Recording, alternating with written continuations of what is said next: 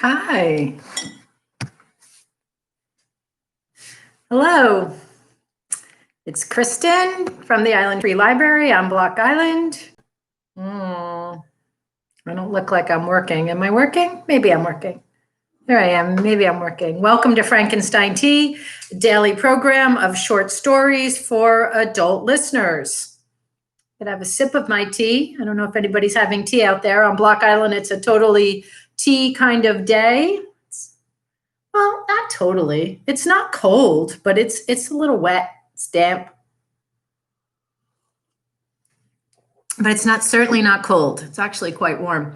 I'm in yet another room of the library. My choices are getting smaller and smaller and smaller. The building is open now to the public, so that eliminates some space from me. And we do have another virtual program going on right now, Found Poetics. And so that takes some space. And so here I am in a downstairs meeting room. It's okay, right? My background's okay. I mean, I could switch. There's some really nice art in this room. Maybe I will switch. Well, and that's a nice thing, right? But maybe I'll go over here.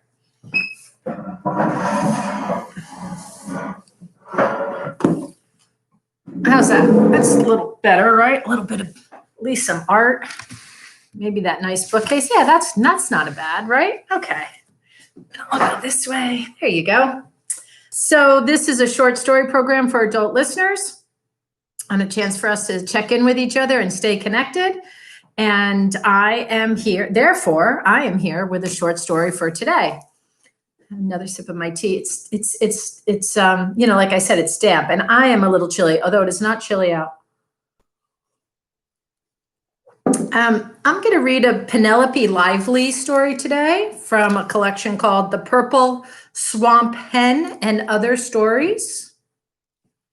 This book was published in The Purple Swamp Hen and Other Stories by Penelope Lively, published by Viking in 2016.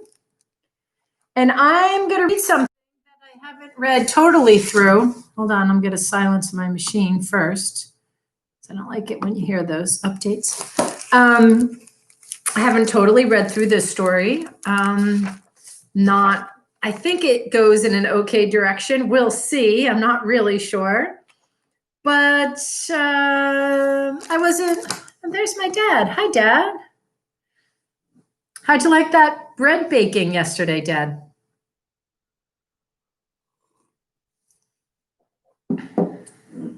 See if give my dad a second to answer here.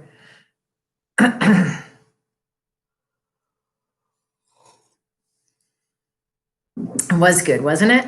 Yeah, it was really good.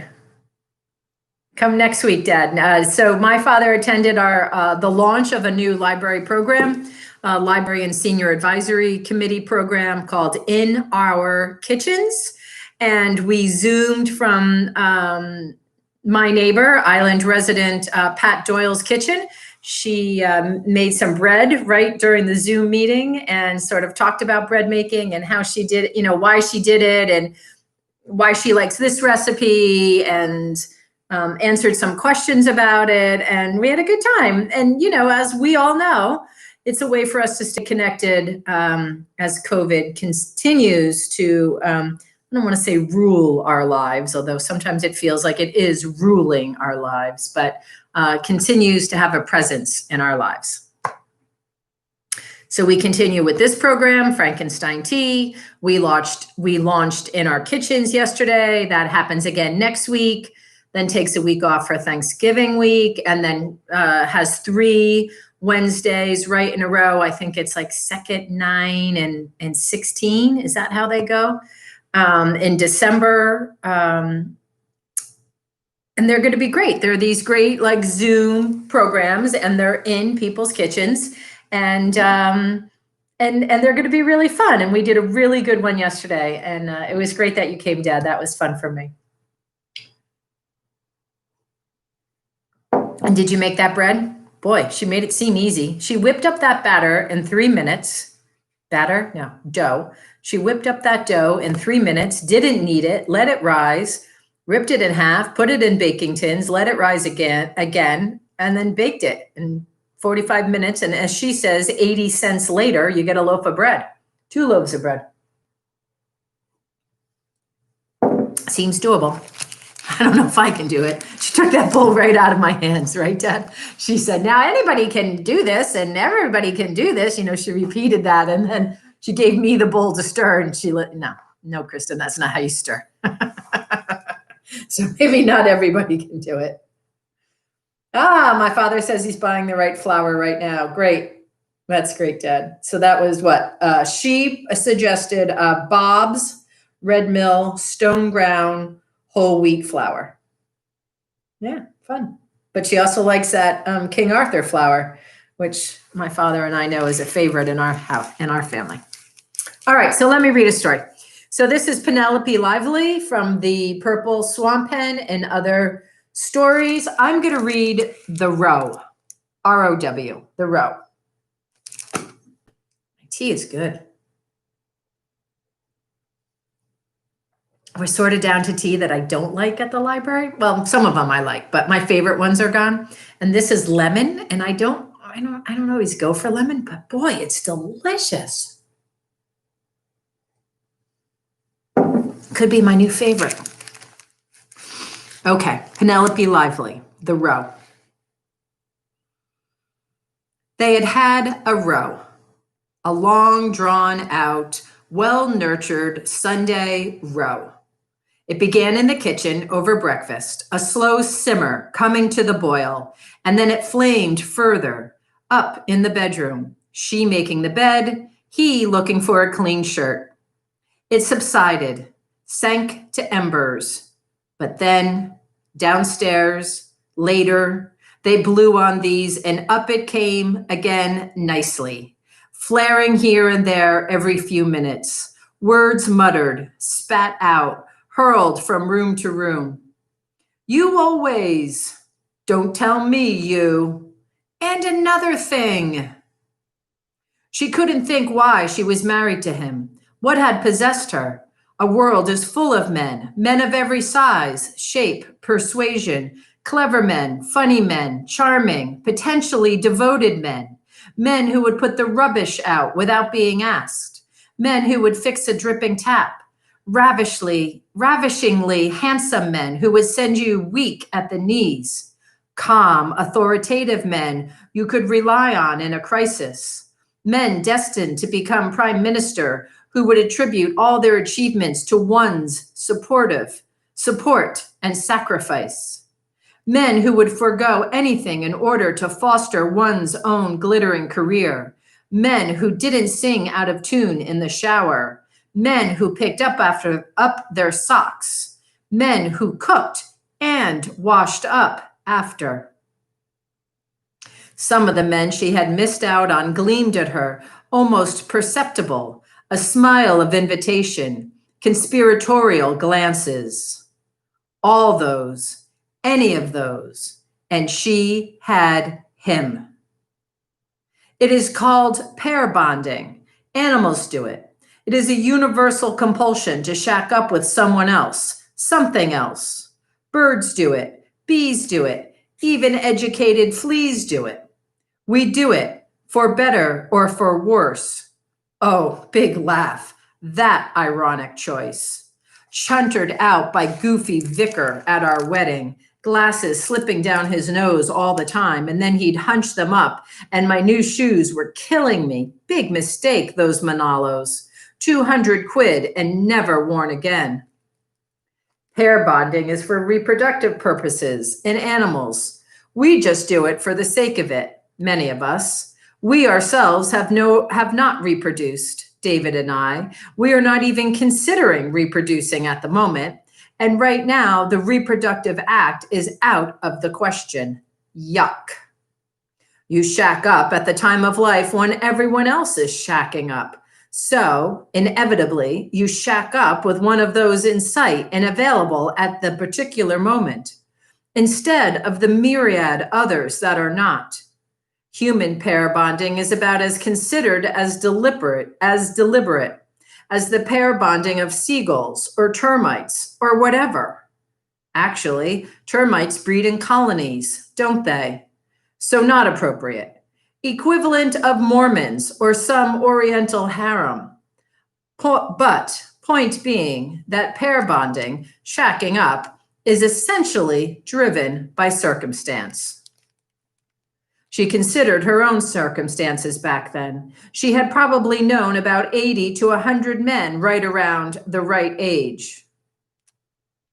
Subtract those that were gay or married, still leaves quite a few. You lost some as others laid claim to them, but more would have hove on the scene. So there was a choice, but choice when set against general male potential. She might just have been allocated an uncompromising pool, pond, puddle, and she fetched up with him. At lunchtime, the row could have dwindled to sullen ashes had he not mentioned that he would be away next weekend. Boys' jaunt with old college friend. Have a go at rock climbing. At once, a whoosh of flame from those embers. And when do I? Back to business, all guns firing. She knew that particular old college friend and didn't care for him. A blokey type, a man's man, meet you down the pub man. She couldn't remember if he was married or not. Poor her if he was. Online dating vastly expands the availability pond, of course. It becomes an ocean, indeed. She knew one or two people who had tried it, but did not report favorably. One said it was exhausting, and most of the men were suspect in some way. She had settled for a friend of her brother's in the end, whom she'd known for years. Another had had a bad experience in a taxi and was trying to sue the website. No, online dating was somehow artificial. It flew in the face of nature. You didn't want to go there, have been there. Nature. But it's nature that serves up the whole situation. The compulsion to pair bond, shack up, build a nest, get a mortgage, go to IKEA, get self-assembly this and flat pack that. End up paying a man to assemble and unflatten, blame each other, have first row, second row, third row, become row proficient. Did she and David have rows pre-marriage, in courtship days, in early living together days? Amiable spats, she seemed to remember, rather than your full-scale practiced row. And back then, there was the satisfaction of having made a choice, settled for this particular man. He had novelty appeal. If there were shortcomings, you were happy to overlook them. You were in this new place, coupled in conflict today, together in adversity, upstairs and downstairs, with breaks for rest and recuperation. Rancor filled the house, a sour miasma. The house, the home, the 3-bed semi in Plumstead, freighted with its enormous mortgage, filled with his things and her things and their things. The house, the home, the hearth. The cage, she thought today. The Satrian hell in which we snarl at each other, and I don't know why I'm here rather than in all the other places I might be with all the other men there might have been. Beckoning homesteads scrolled before her eyes like estate agents, advertisements, Cornish cottage by the sea, Cotswold Manor, New York brownstone, hacienda, villa, chateau, au Provençal mas. The men too, except that they were less defined, a shadowy, elusive crew, mere suggestions of intriguing otherness. The ones you would never know. Instead of the one you know inside out, in sickness and in health, in bed and out of bed, in loved ones and in whatever it is that one is in today. Some maddened mutation of love. What's he doing now? Banging about in the garden shed. Oh, he's going to cut the grass, which he does only when in a temper. Something satisfying about hurling a machine up and down, it seems. Grass. It occurred to her that grass had assisted their first meeting. Not cutting it, sitting on it. She traveled back to that moment. There is she, sprawled on the grass at the edge of a village green, cricket match going on. Thwack, thwack. And there is he, sitting down alongside, saying, "It's a bit damp, isn't it?" Gallantly offering her his jacket as a rug. If she hadn't gone to stay with her friend Sophie that weekend at Sophie's parents' home, she would never have fetched up at a cricket match. Cricket matches so very much not her thing, have never watched one since. And if she had not gracefully accepted the jacket, and it turned out that he'd known Sophie from primary school days and was working in London now, and she would meet up with him again at a party Sophie gave a few weeks later. If I had not gone to that party, if I'd had flu, broken a leg, if I had not known Sophie, indeed, and that was because of working with her at that bookshop and striking up a friendship, any of those ifs, and I wouldn't have met him at all. Instead, I'd have met one of those shadowy others, the might have beens. Whoosh, whoosh. The rhythmic surge of the mower now, it should be soothing, is not. Everything he does is abrasive today. His very presence is abrasive. That presence she once had longed for, counted the days until, reveled in it. I mean, for heaven's sake, one was in meltdown, waiting for phone calls, messages. Nothing else mattered. The rest of life pushed aside, on hold. She thinks of this, returns to this person she once was. That first time we went out after we talked more to me than to anyone at Sophie's party. Tate Modern, lunch, a walk by the river, degree of meltdown already. Couldn't stop looking at him. It's a form of insanity, isn't it? Mental derangement. You have lost control. Your life is no longer your own, in service to emotion, expectation. First time we kissed, outside that flat I was sharing, in the rain, standing on the step, rain on our faces. For weeks after that, months, rain made me think of it. First time we went to bed. Oh. All those first times. It's this process of discovery, isn't it? The exploration of a someone else, full of surprises. He loves opera, like me. He doesn't like curry. Fine, nor do I, from now on. He votes Lib Dem. He drives rather fast. He's queasy about spiders. He's got a mole on his left shoulder. He plays a mean game of Scrabble. He gets hay fever. He has read Ulysses. Eventually, you run out. You aren't surprised. You begin to know what he will say, do. So, that's no big deal, is it? Well, familiarity breeds. No, it doesn't. Shouldn't. He's going to slam the mower up into the shed now, come out, walk back across the lawn, our little pocket handkerchief lawn, march into the kitchen through the back door, carefully not looking over at me here on the patio reading my book. All that time, we didn't have a mower and a minuscule lawn and a patio and all these accessories to marital gracious living. The time in that pokey one-bedroom flat, meaning flat with 1.5 rooms, kitchenette, and bath. She thinks of that time. Me learning how to cook. Well, both of us, but me becoming best at it. So we tactily agree that I am principal cook. He is euphoric about my chicken chasseur, and we have this joke about he only married me for gastronomic satisfaction. He is in perpetual negotiation with the bossy bloke on the ground floor about David leaving his bike in the communal hallway. We call him the Galatier and conspire to think up suitable proprietary offerings. A cactus, a jar of sauerkraut, a henbane plant. Time of constriction, frustration. Well, no, it doesn't seem to be. When summoned up, one subjected to forensic gaze, then me getting the BBC job, and at almost the same time, he is promoted, and suddenly we have quite a lot more money, and after a while, it is goodbye to the flat, and here we are, as snug as you like, in suburban bliss. The pad, the nest, the cave.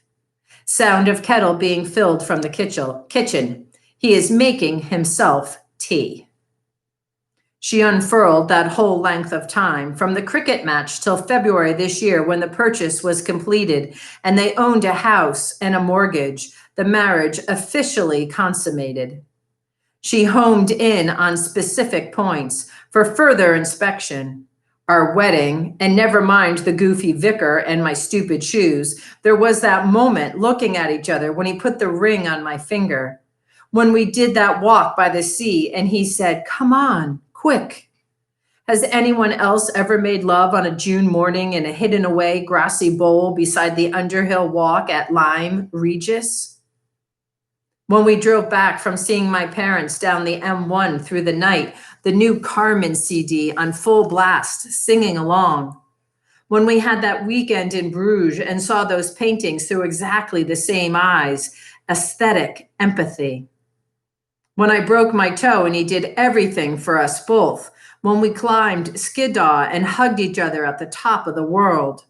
When he was knocked off his bike and they called me from A&E, and for one hideous moment, I thought when he brought a huge bunch of peonies for my birthday, last year was it? Or the year before?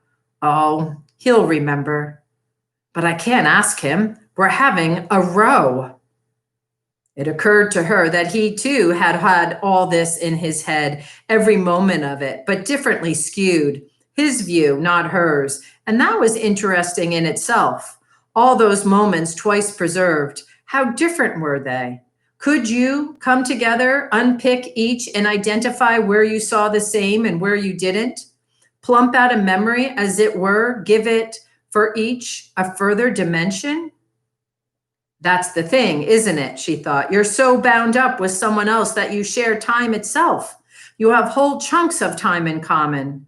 But then there's a whole lot more that isn't. All of him before we met, all of me. Time now when we're not together. Him in the kitchen, me out here. Oh, but here he comes. He asks if she would like tea. She indicates that she might.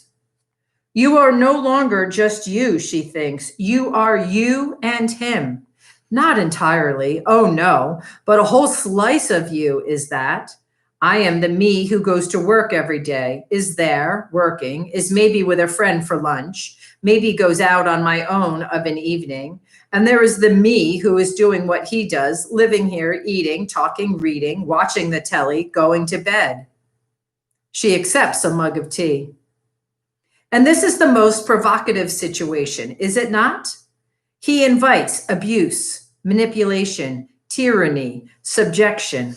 A person is supposed to accommodate herself, himself, absolutely to another person. It is unnatural. Okay, but it's nature that sets it up in the first place. Of course, of course. It is unnatural and provocative and precarious and challenging. It demands forbearance and stamina and abnormal powers of empathy and perception. It is also, and yes, it is also all those other things, the opposite, the converse, the place you want to be. She has drunk the tea. She picks up the empty mug and goes into the kitchen, where he sits, also with empty mug. He says, "I'm sorry if you are." Later, much later, in bed, they lie shoulder to shoulder, punch-drunk, played out, replete. Like those stone figures in churches, she thinks, the knight and his lady, together forever and always, and that would be just fine. The peonies were last year, he has confirmed, and he asks if she would like sunflowers this year, or orchids, or maybe a magnolia tree. In the darkness, at the edge of the room, a few of those might have been men have dared to hover. that shadowy crew.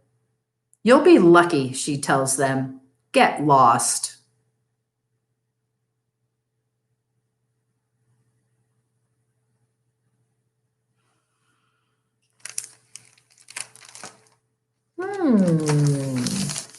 Penelope Lively. The Row.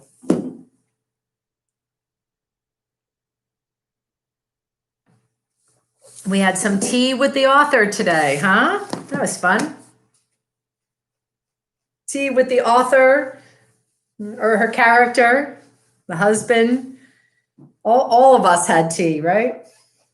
I'm happy mine is still warm. Okay, well, the internet worked in this room. The background is okay. We're a go. I'll see you back here tomorrow for another episode of Frankenstein Tea. I hope you like today's. Be well, everybody. Mask up. Keep your group real small these days. Country's not in good shape. Rhode Island is not in good shape. I think we have time to, sort of recoup before the holidays, though. So, keep it tight. Wash your hands. Hang in there. Listen to Frankenstein Tea. There's lots of episodes out there. Make bread. We'll see you soon. Peace. Bye, Dad.